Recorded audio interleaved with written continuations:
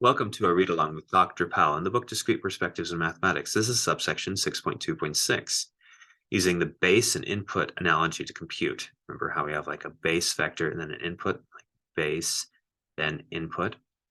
So we can think of this pairing visually as follows, right? So we can run down the input vector, the different parts like 2, 4, 5. 2 is going to be multiplied to the determinant of this guy, but then modify the sign. It's like what permutation takes this green to the top? And it's an even number. It's an even permutation since there's two switches to move it up. So you move that up, then that up.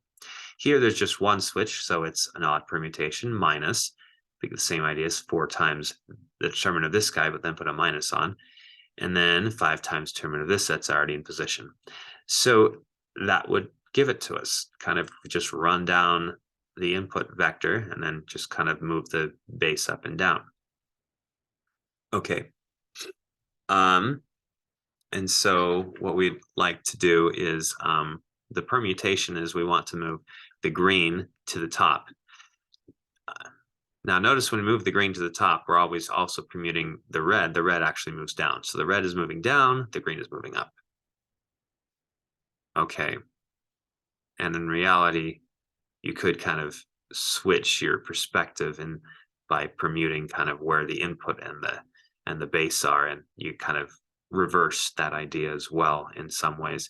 But for now, let's just kind of think of it this way: input on this side, base on this side, and the permutation that we want is the one that takes the red to the bottom and the red up to the red to the bottom, the green up to the top. Okay. All right.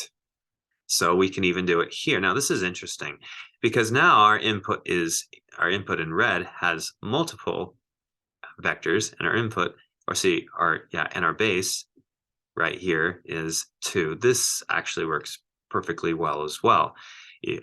So we can do this times that, and then let's see, and that times that, and we just have to think of the permutations that take this green to the top, the red to the bottom, and think, is that an even permutation or odd permutation? Notice this is a 5 by 5 matrix.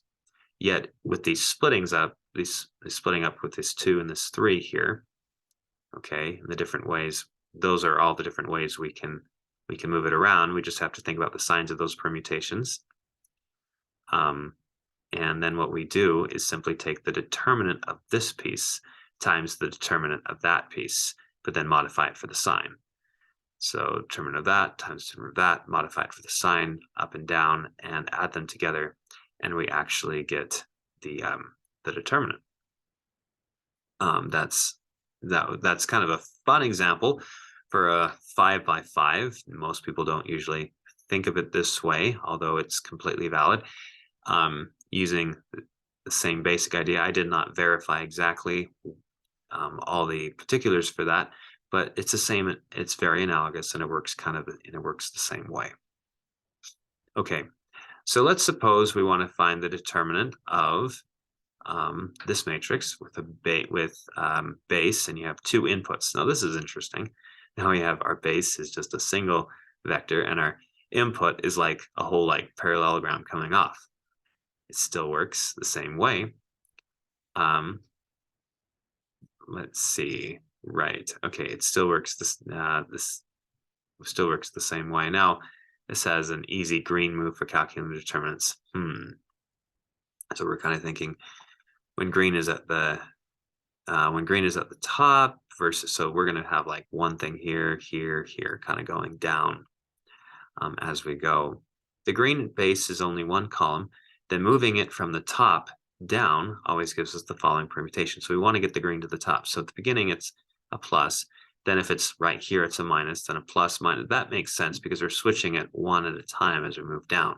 So we can kind of think plus, minus, plus, and so we can have 1 times that guy, minus 2 times that, and then plus 3 times up there. So we can kind of, if we don't want to think about permutations necessarily, and we're just having our base being one thing up and down, we can just follow this pattern: plus, minus, plus, thinking of our base on the left and our inputs on the right.